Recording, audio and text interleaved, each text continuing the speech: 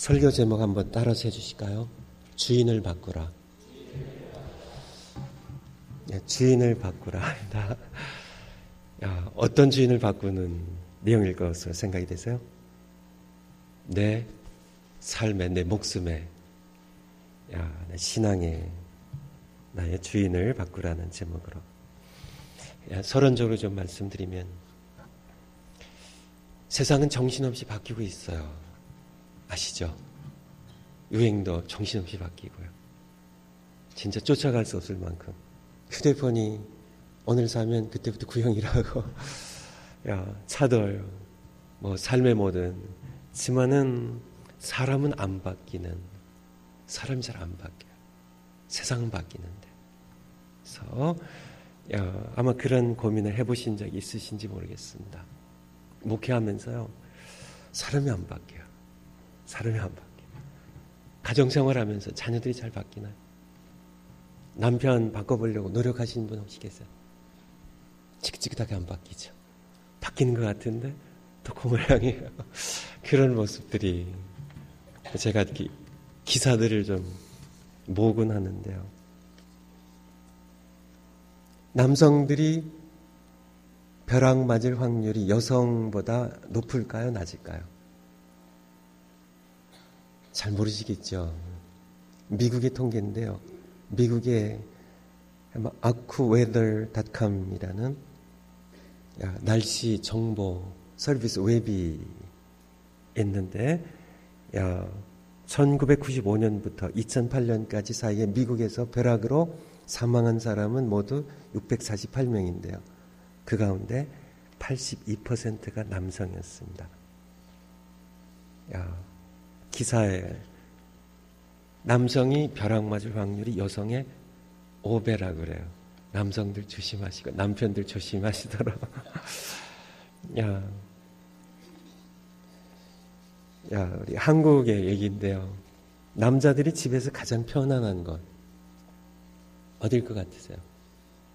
내 남편이 어디 가장 편할 것 같으세요? 물론 다 누구나 다 같은 건 아닌데 일반적으로 화장실이래요. 그래서 옛날에는 화장실 뭐라 그랬어? 변소라 그랬습니다. 그 변자가 편할 편자예요. 아시죠? 편한 곳입니다.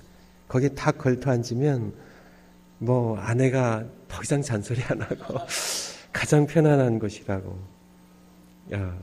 시대가 바뀌어도 여전히 변소가 화장실로 바뀌어도 변하지는 않는 것이 있다는 얘기예요. 지금 넘어가고요. 전 세계에서 포르노 검색 1인당 국민 1인당 포르노 검색이 가장 많은 나라가 어느 나라일 것 같으세요? 잘 모르시겠죠. 이 기사를 읽어보셔야. 근데 구글이라고 저희 동네 구글이 있어요.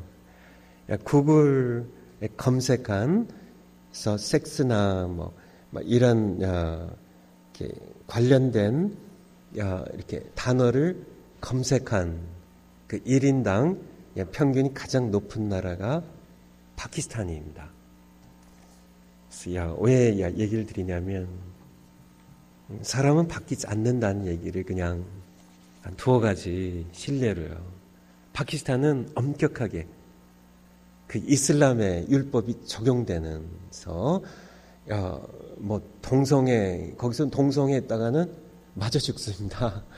그래서 이런 그런 나라예요.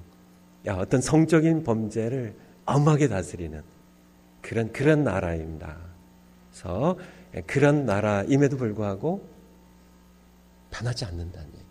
종교로도 무엇으로도 교육으로도 혁명으로도요. 사람이 본질적으로는 바뀌질 않아요. 교육으로 사람이 바뀔까요? 아닙니다. 지식만 늘릴 뿐입니다. 혁명으로도요. 공산혁명이 결국 무너진 이유가 사람 바뀌지 않는다는 것이에요. 사람의 탐욕이요. 부르주아 계급이, 유산 계급이요. 이들만 전부 죽이면 무산 계급, 프롤레타리아 계급이 참냐, 이 정권을 잡으면, 권력을 잡으면은 낙원이 건설된다고. 착각입니다. 자기네들은 죄인이 아닌가요? 노동자들은 죄인이 아닌가요? 인간성에 대한 과소평가예요. 인간의 욕망이 얼마나 강한 것인지. 그들도 권력을 잡으면, 그들도 재물을 움켜쥐면 그들 역시 그들이 사회 악으로 봤던 그런 유산계급이나 다 마찬가지 죄인이라는, 변하지 않습니다. 죽어도 변하지 않아요. 사람들이 본질적으로는 결코 변하지 않습니다. 세상은 바뀌고 유행은 바뀌고 외모는 바뀌고 옷은 바꿔 입는다 할지라도, 시대는 바뀌어서 무슨 변소가 화장실이 된다 할지라도 여전히 가정의 모습은 그 모습이고, 남편들은 여전히 바뀌는 것 같지만은 약간 예절로 체면치레할 뿐이지, 사실은 사람은 본질적으로 바뀌지 않는다는 얘기예요. 바뀌려면 주인이 바뀌지 않는 한은, 내 삶을 내가 주인이 돼서 내 욕망대로 내 의지적으로 나를 바꿔보려고 한다 할지라도 겉모양새는 바꿀 수 있지만, 내가 조금 더 점잖게 내 모습을 바꿀 수는 있겠지만, 다른 모습은 바꿀 수 있겠지만 외적인 것이고요. 중심을 보시는, 사람들 외모를 보거니와 나는 중심을 본다고 하시는 하나님 보시기에는 여전히 어제 말씀처럼 의인은 없나니 하나도 없다고요. 바뀌지 않는다고요. 다 치우쳐 있다고요. 시 바로 서론적으로 말씀을 드립니다. 주인을 바꾸지 않는 한은. 그래서 설교 요약 나눠드린 거 한번 보시면서, 가능하면 제가 짧게 빨리 좀 진행하도록 하겠습니다. 첫 번째, 죄의 뿌리입니다. 죄의 뿌리는 반복된 말씀입니다. 생명의 주인이신 창조자 하나님을 버리고, 이게 죄예요. 난 당신과 하나님 필요 없습니다. 그렇게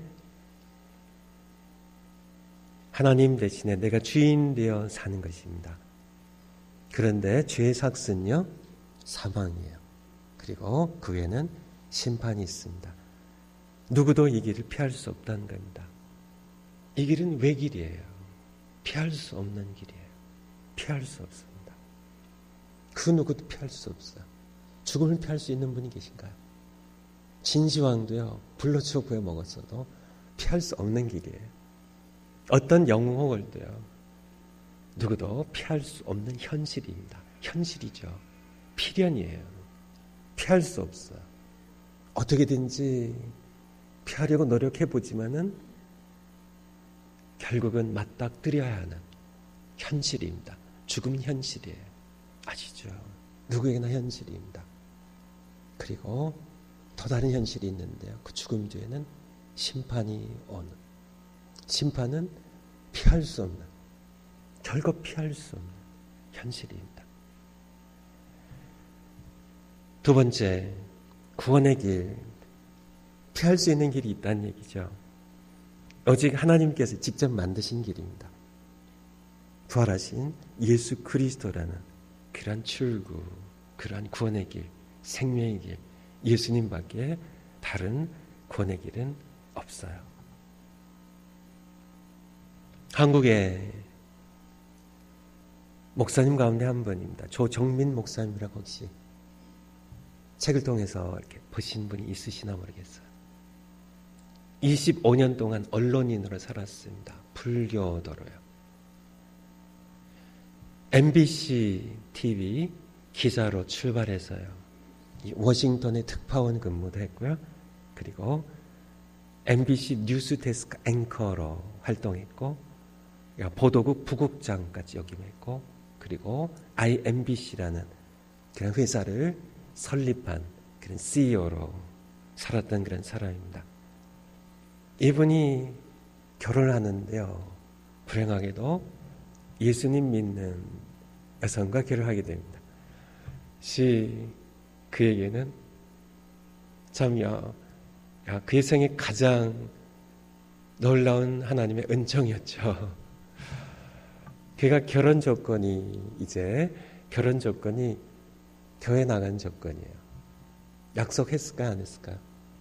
약속하고 교회 나가겠다고 약속하고 결혼한 겁니다. 그리고 나갔을까 안 나갔을까? 남자들이 이게 변하지 않는다니까요. 약속은 하고는 결혼을 해놓고는 자기도 안 나가고 아내도 못 나가게 하고 그러다가는 워싱턴 특파원으로 근무를 하게 된 겁니다. 저는 아내에게 애들 보는 아내에게 미안해서 자기는 주말마다 이제 골프 치러 가고요.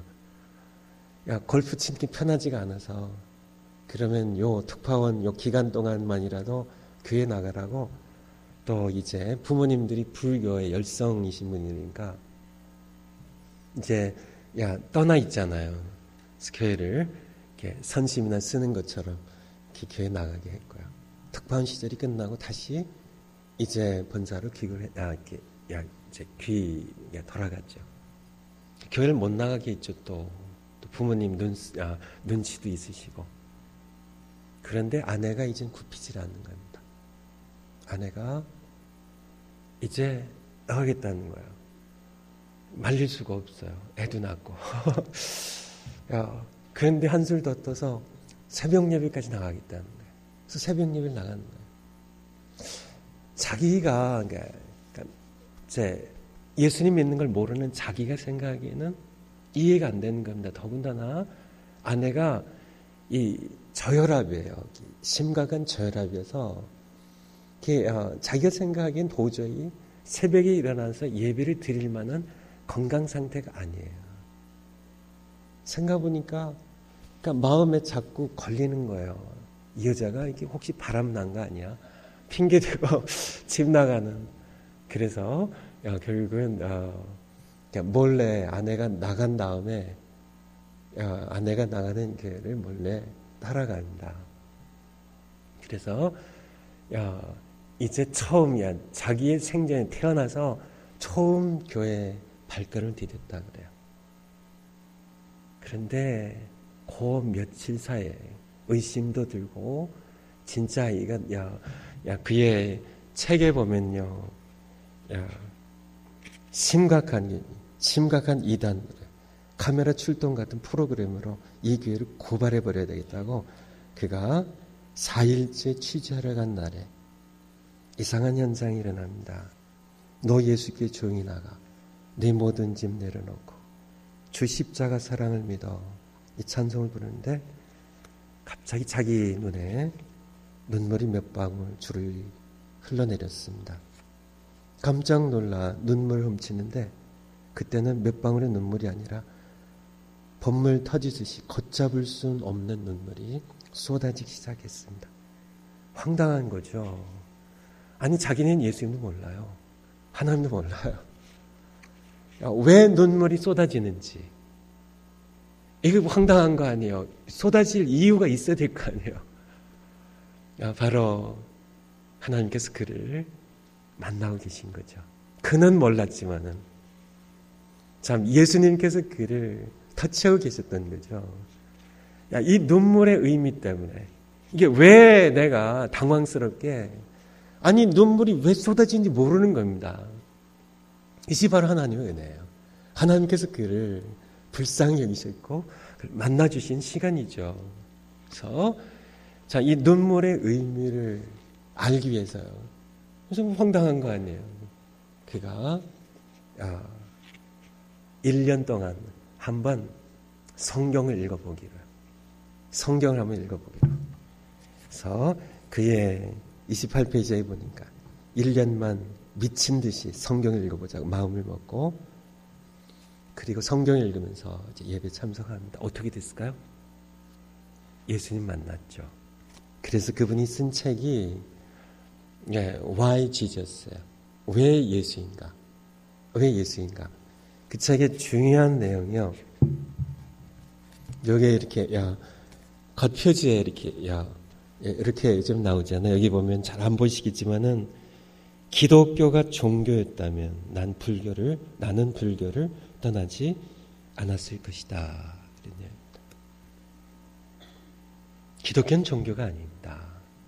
종교는 모두 사람들이 하나님을 찾아가는 노력이에요. 여러 교율들을 만들고 돌을 닦고, 도 닦는 거 아시죠? 길도자입니다. 하나님이 찾아가 스스로 돌을 닦는 거예요. 돌을 한번 닦네. 야, 스스로 돌을 닦아서 하나님께 절대 진리의 세계로 하나님께로 나아가고자 하는 인간의 노력입니다. 여러분들도 한번 더 닦아보신 분 혹시 계세요? 닦아보셔가지고 하나님께까지 이를 수 있겠어요? 하나님께까지요. 그랬다면 예수님께서 십자가에 죽지 않으셨을 겁니다. 예수님이 길이에요. 내가 길이라고요. 더 닦을 필요 없다고. 더 닦아도 소용없다고요. 인간이 욕망을요, 죄를, 사망의 권세를 스스로 수양을 해서 도를 닦아서 도덕을 지키고 선을 행해서 스스로 이 욕망과 죄의 세력을, 죽음의 세력을, 사탄의 세력을 이길 수 있는, 종교로 이길 수 있다면, 철학으로 이길 수 있다면, 자기 의지로 이길 수 있다면, 자기 선행으로 이길 수 있다면, 예수님께서는 그렇게 십자가에 우리를 위하여 처참한 죽음을 죽으시지 않으셨을 겁니다. 하나님께서 그럴 필요가 없었겠죠. 바로 구원의 길, 내가 길이라고, 내가 너희를 구원하러 왔다, 내가 길이요 진리요 생명이라고, 나라는 길을 통해서 내 아버지께로, 너희의 창조자에게로 나오라고 예수님 말씀하고 계신 겁니다. 세 번째, 이 길에서 구원의 길인데 이 구원의 길에 들어서는 방법입니다. 방법. 바로 오늘 로마서 10장 9절 말씀인데요. 내가 만일 내 입으로 여러분의 입으로요, 입 하나씩 하나님 주셨죠. 여러분의 이 입으로, 내 입으로 예수를 주로 시인하며, 입에 고백이 있어야 돼요. 입으로 마음으로 믿고요. 또 하나님께서 그를 죽은 자 가운데서 살리신 것을 마음으로 믿고, 네가 마음으로 믿어 무엇을요? 하나님께서 그의 아들을 죽은 자 가운데 살리셔서 믿을 만한 증거를 주셨기 때문에 마음으로 믿고 내 입으로 예수를 주로 시인하면, 입으로 시인하여 구원에 이르느니라 하신 말씀처럼, 입으로, 여러분의 입으로요, 구원의 길입니다. 구원을 얻는다고요. 구원의 길입니다. 다 하셨어요, 예수님께서. 십자가상에서 어제 말씀처럼 구원은 완성품 선물입니다. 다 이루셨어요. 완성품 선물이에요. 그냥 주신 선물, 구원의 선물입니다. 완성품이에요. 보탤 게 없어요. 우리 선행을 보탤 것도 없어요. 뭐 다른 거 보탤 거 없습니다. 이 하나님, 난 나를 스스로 구원할 수 없는, 내 능력으로도, 내 의지로도, 내 지혜로도, 세상 어떤 종교, 철학으로도 나를 구원할 수가 없습니다. 인간은 스스로 자기를 구원할 수 없습니다. 나도 마찬가지입니다. 난 죄인입니다. 예수님께서 나의 주님이십니다. 나의 주님, 내가 주인이 아니고 세상의 무엇도, 권력도, 돈도, 황제도, 로마 황제도 내 주인이 아니라 예수님이 나의 주인이십니다. 내가 만일 내 입으로 예수를 주로 시인하면, 우리의 입으로, 입의 입으로 예수님이 나의 주님이십니다 시인하고, 하나님께서 그를 죽은 자 가운데 살리신 것을 마음에 믿으면 구원을 얻으리니, 10절 말씀에 사람이 마음으로 믿어 무엇을요? 하나님께서 그의 아들을 죽은 자 가운데 살리신 것을 마음으로 믿어 의에 이르고, 입으로 시인하여 무엇을 시인해요? 예수님이 나의 주인이세요. 내가 주인이 아니라 예수님이 주인이십니다. 마음을 입으로 시인하면 어디에요? 구원에 이르느니라. 구원에 이르느니라. 이렇게 우리 구원의 길에 들어서는 법에 대하여 분명하게 말씀하고 계시죠. 네 번째. 그런데 이렇게 완성품 선물이잖아요. 얘 그냥 받기만 하면 되는데요. 받고 예수님 주님으로 모시고 살면 되는데요. 근데 왜 사람들이 그렇게 고집을 피울까? 왜 사람들이 그렇게 예수님을 주인으로 모셔드리지 않는가? 그 이유를 세 가지로 이렇게 정리를 해봤습니다. 첫 번째는 예속될까봐, 자유를 잃을까봐. 예수님이 내가 주인 돼 살았는데, 그렇잖아요. 지금까지 세상 사람들 다 자기가 주인 돼 살잖아요. 자기가 뭐 쉬고 싶으면 쉬고, TV 보고 싶으면 TV 보고, 쓰고 싶으면 쓰고, 뭐 능력이 되는 한은 맛있는 거 먹고 싶고 먹고 자기가 주인 내 사는 삶의 자유잖아요. 근데 예수님 주인으로 모시면 예수님 주님으로 고백하고 살면 모시고 살면 자유를 잃을까 봐. 그래서 예수님을 주인으로 모시기를 많은 분들이 마음 깊은 곳에서는 거부하는 모습을 보게 됩니다. 그렇지만 거꾸로예요. 반대입니다. 내가 주인 되어 살면 우리는 로마서 6장 7장 말씀에 있는 것처럼 죄의 종이 되어 살아갑니다. 욕망의 노예예요. 욕망이란 열차의 종착역은 죽음입니다. 결국은 내가 자유로운 것 같지만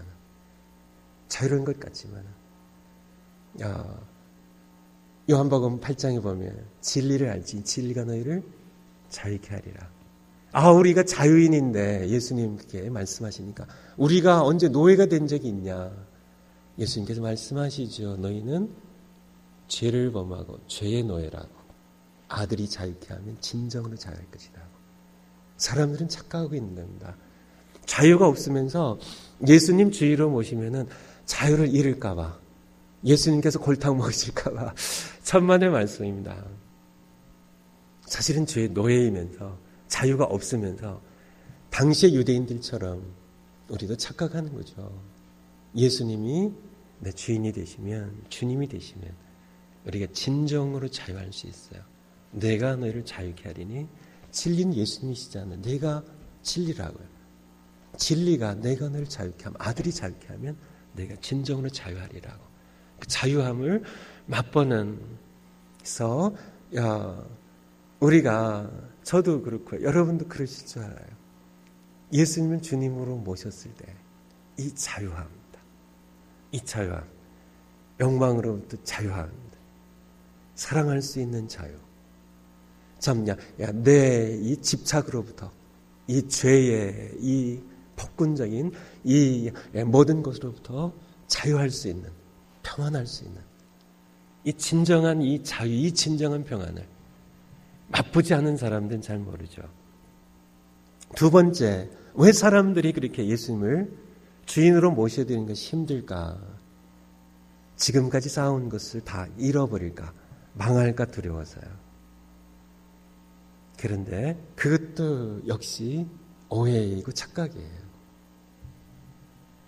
우리는 우선은 여기에 정리가 하는데 어차피 다 잃는다고요. 근데 이 말은 정확한 말이 아닙니다. 정확하게 말하면 내 것은 없다니. 내 것이 아니. 속지 마세요. 속지 마세요. 나는 건강을 잃었어요. 틀린 말입니다. 나는 그 쌓았던 재산, 그 재산 다 잃었어요. 틀린 말입니다. 언제 재산 가져온 적 있으세요? 재산 가져온 적 있으세요? 우리는 빈손으로 왔습니다. 우리는 잃을 것이 없어요. 원래 내 것이 아니기 때문에. 디모데전서 6장 7절에 보면 디모데전서 6장 7절입니다. 디모데전서 6장 7절. 디모데전서 6장 7절 341면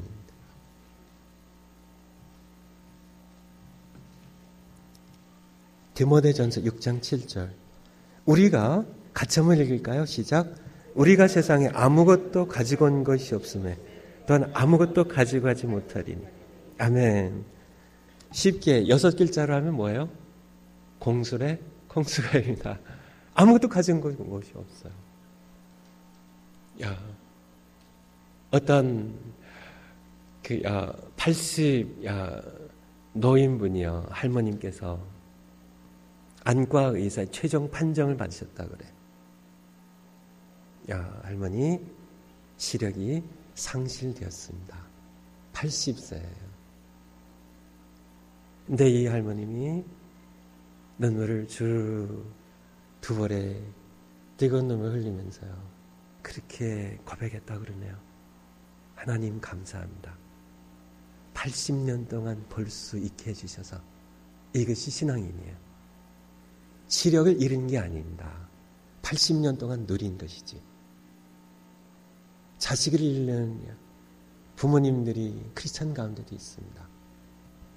진짜 가슴 아픈 일이죠. 부모님이 돌아가시면 죄송한데요. 남편으로 하죠. 남편이 죽으면 뒷동산에 묻고 자식이 죽으면 가슴에 묻는다고요. 근데 자식을 잃는다는 표현도 잘못된 겁니다. 그동안 함께 사는 동안 자식을 내가 누린 것이죠. 하나님 선물이죠. 우린 잃을 것이 아무것도 없어요. 아무것도 잃는 게 아닙니다. 지위도 명예도 건강도 내가 그동안 누린 거예요. 전부 어제 말씀처럼 다 하나님께 신세지고 사는 겁니다. 그분의 것을 내가 시력도요, 나의 건강도, 팔다리도 다 내게 주신 것을 잃는 것은 없어요. 언제 우리가 내 것이 있어서요, 내가 무엇을 갖고 와서 내 소유가 원래부터 있어가지고 내 것이라는 것은 없어요. 다 하나님의 것을 우리 누릴 뿐입니다. 그래서 범사에 감사할 수 있는 이유가 거기에 있는 겁니다. 누리는 것이죠. 제가 목회를 하면서 저는 다 누리는 겁니다. 빈손으로 목회 시작했고 또 빈손으로 떠나는 거죠.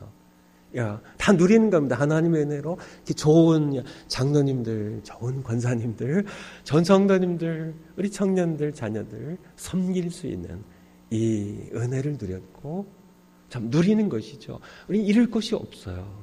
잃을 것이 없으니까 우리는 자유함이 있고 배짱이 있고요. 잃을 것이 없는데 다 하나님의 얼마든지 내게 하나님께서 그의 뜻대로 주실 수가 있는 그런 무한한 그런 능력과 무한한 사랑으로 나를 사랑하시던 내 하늘 아버지가 계신데요. 저는 만 6살부터 호르몬 밑에 자랐습니다. 가난하게 자랐어요. 없이 자랐어요. 얘기를 들으면 긴 얘기가 되고요.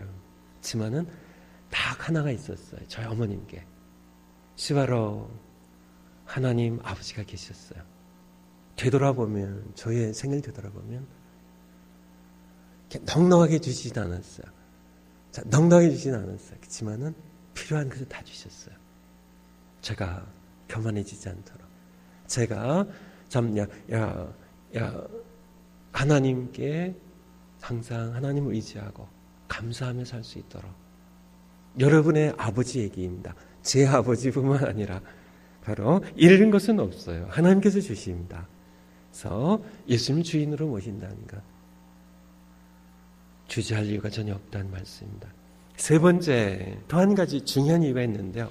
믿고 싶은데, 예수님을 영접하고 싶은데 믿어지지 않아서.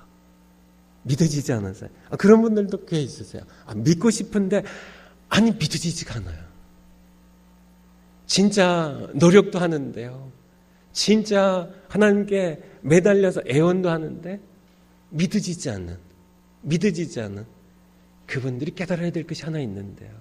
예수를 믿는 것은 단지 인간의 의지만으로 된 것이 아니라는 사실을, 하나님의 은혜가 필요한 영적 싸움이라는 사실을 그들이 알아야 되죠. 예수님을 믿지 못하도록 회방하고 마음에 끊임없이 의심을, 반발을, 두려움을 불러일으키는 어떤 세력입니다.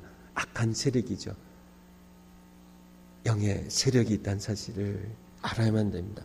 그래서 여러분들 주변에 가족 가운데 믿지 않는 남편이 있으시거나 믿지 않는 그런 큰 아이 자녀들이 있거나 하시면 이 사실을 여러분들이 염두에 주셨으면 좋겠어요. 자꾸 믿어지지 않게 못하게 한, 자꾸 의심이 그냥 꾹꾹 눌러도요, 자꾸 고개를 드는 의심이 있어요. 이걸 뽑아보려고 해도 잡초보다 더 강하게 뽑히지 아니하는 두려움, 의심, 이것이 계속 있기 때문에 믿으려고 하는데, 엄마 아빠처럼 내가 믿으려고 하는데도 믿어지지 않는 걸 어떻게 해요? 그때 여러분은 영적 싸움을 싸우셔야 돼요. 자녀를 회방하는 그런 세력이 있다는 사실을. 하지만은 우리 주님 예수님 앞에는 그들은 모두 무너질 수밖에 없고 쫓겨갈 수밖에 없다는 성경 몇 군데 한번 볼까요? 고린도후서 4장.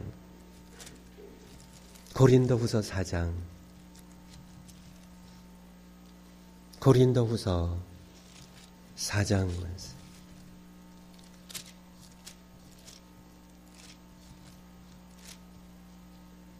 고린도후서 4장 4절.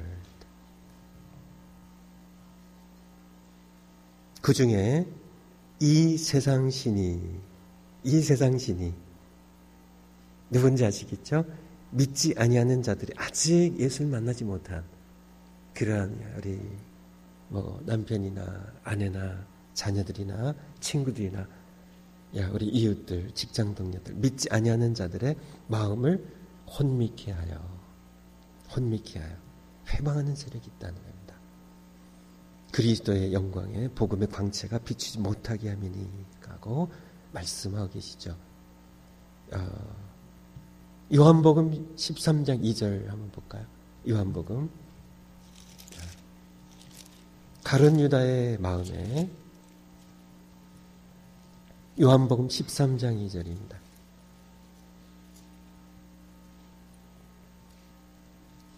요한복음 13장 2절 같이 한번 읽을까요? 시작. 마귀가 벌써 시몬의 아들 가룟 유다의 마음에 예수를 팔려는 생각을 넣었더니, 바로 마음에 생각을 집어넣는, 의심을 집어넣는, 참 팔려는 생각을, 하나님을 거부하고 예수님을 팔고 예수님을 배반하는 생각을 집어넣는, 우리의 마음을 조종하고 무엇을 불러일으키는, 악한 생각을 불러일으키는 그러한 마귀의 세력이 있다는 것을 여러분들이 왜 못 믿나? 증거가 이렇게 확실한데 왜 못 믿나? 바로 그런 이유가 있음을 에베소서 2장이나 한번 찾아보시기 바라고요. 5번째로 넘어가겠습니다. 회개하고 주인을 바꾸라는, 믿지 아니하는 분들 회개하고 주인을 바꿔야 됩니다. 그런데 여러분의 경우는 이미 주인을 바꾸신 분들이에요. 그런데 이 말씀을 추가로 드리는 이유는 주인으로 잘못이라는 말씀입니다. 예수님의 주인이세요. 여러분의 주인이십니다. 너무나 좋죠. 내가 죄와 싸우고, 내가 사탄과 싸우고, 내가 죽음과 싸우고, 정말 내가 세상과 싸우려면 얼마나 힘들어요. 얼마나 힘들어요. 너무 힘들어서 그렇습니다. 목회하고, 우리 목사님, 우리 박설 목사님 싸우고 제가 싸워서는 힘들어서 목회 못합니다. 여러분 이렇게 아시나요? 그런 얘기 있는 거 아시나요? 어떤 목사님이요? 아마 연세 드신 분이겠죠? 길을 가다 보니까 고목나무가 있더래요. 근데 속이 다 썩었더래요. 지나가다가 다시 돌아와서는 고목나무를 물끄러미 쳐다보면서 너는 목회도 하는데 왜 속이 이렇게 썩었냐 이렇게 하세요.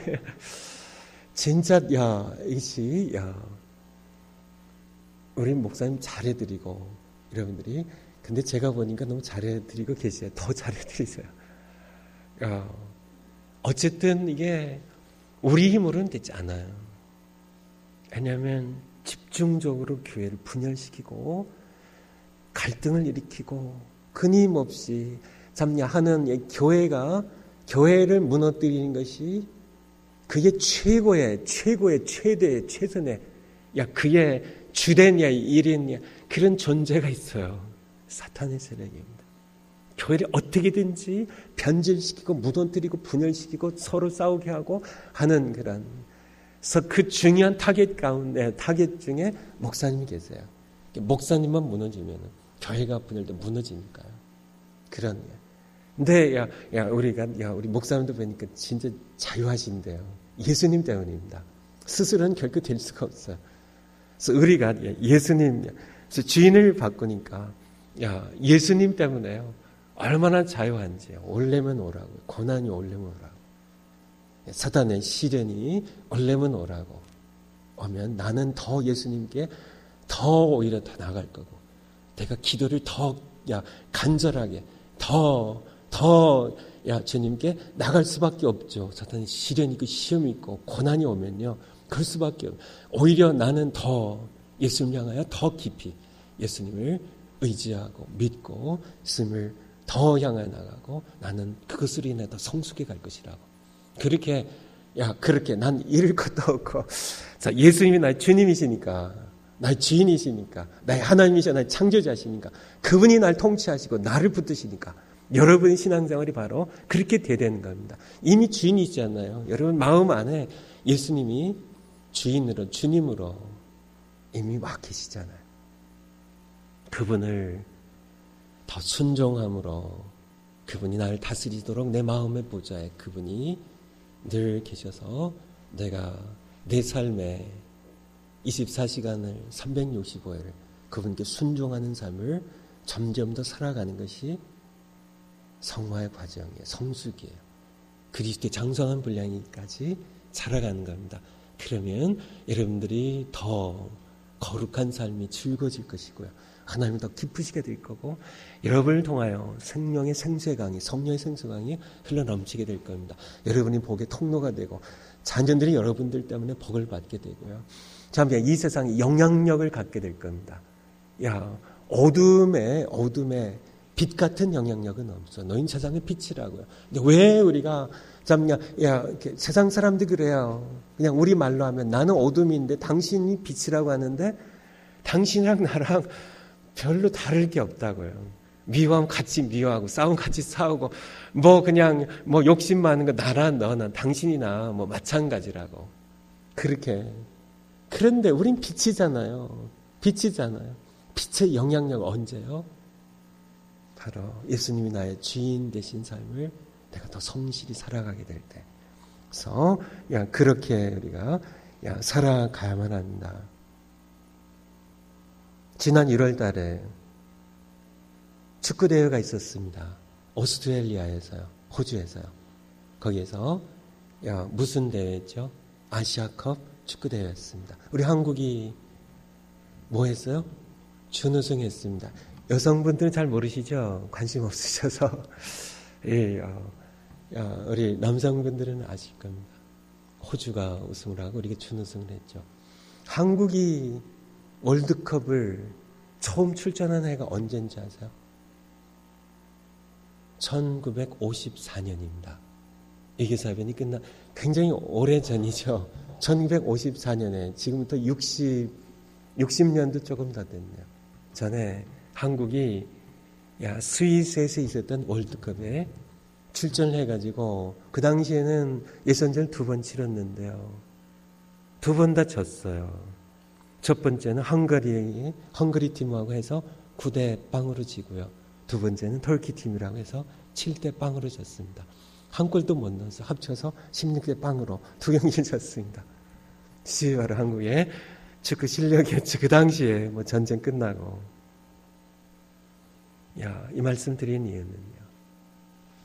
우리는 사실은 그 당시 한국 팀보다 더 지고 있다는 얘기입니다. 내가 주인이 돼서 살면 죄와의 싸움에서 욕망와의 싸움에서 우리는 16대0이 아니라 50대0, 100대0으로 지고 있다는 얘기예요. 오히려 우리는 마이너스 점수일 뿐이죠. 우린 그럴 수밖에 없어요.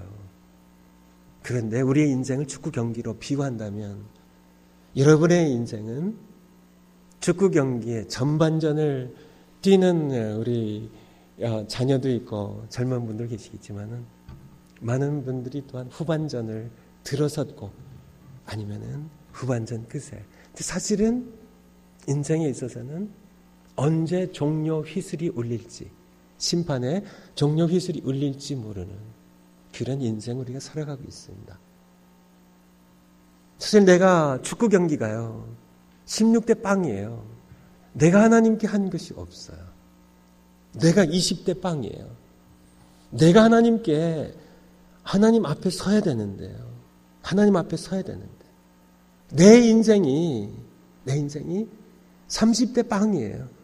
번번이 사탄의 시험에 넘어지고 굴복하고 죄에 굴복하고 무너지고 그래서 참 내 인생이 이렇게 초라한 인생인데 심판의 휘슬이 언제 울릴지 내 인생이 언제 끝날지 입이 타는 마음이 조마조마한 가슴이 떨리는 그러한 인생을 살아가는 그러한 우리가 어떻게 해야 될까요? 우리는 주인이신 예수님께 다시 내 삶을 송두리째 맡기고 철저하게 내가 그분께 복종하는 삶을 살아가는 것, 그거 외에는 다른 길이 없다는 말씀을 드리려고 하는 것입니다. 6번째, 예수님의 부활을 믿고 그분을 나의 주인으로 영접하라는, 여러분들이 이미 영접하셨으니까요, 이 주인을 잘 모시는 겁니다. 오늘 하루도요. 사실 오늘 하루만 잘 모시고요. 내일은 또 내일하고요. 야, 내일 일 염려하지 말라고. 한날의 결은 그날에 족하다고 말씀하신 것처럼 오늘 그렇게 사랑하라고 하실 때 사랑하면 되는 겁니다. 아, 싫어요. 그 사람은. 아, 꼴도 보기 싫어요. 아, 그 사람은 용서할 수 없어요. 야, 저희 이게 기도 제목이 올라왔는데요. 아는 친구가 야, 교회를 못 나온대요. 교회 나오면 용서할 수 없는 사람을 용서해야 될 것 같아서 교회를 못 나가겠대요. 제가 기도하고 있는데요. 야, 용서할 자유가 없는 겁니다. 그 사람 죽어도 내게 상처 준 그 사람은 내가 죽어도 용서를 못해요. 죽어도. 그런 마음을 가지고 살아간 자기가 주인이죠. 나는 용서 못해. 하나님이 용서하라고 하실까 봐 불편해서 교회를 못 나오는 겁니다. 교회 와서 용서하라고 하시면 어쨌든요. 용서하라고 하시면 용서하는 겁니다. 야, 어려운 사람, 배고픈 사람 먹이라고 하시면 먹이시고요. 병든 겨우가 계시면 오늘은 내가 참 사람을 내가 찾아가고 싶은데 너 나랑 같이 갈래 하시면 죽 좀 끓여가지고서 병상 있는 분 가서 위로해드리고 사랑으로 섬기고 기도해드리고 주님이 날 쓰실 수 있도록 언제나 주님 말씀하시면 availability죠. 항상 내가 여기 있습니다. 나를 사용하소서. 나를 보내소서. 이 바로 예수님께서 내 왕인, 내 주인이신 삶을 살아가는 겁니다. 저의 심판 자리에서요.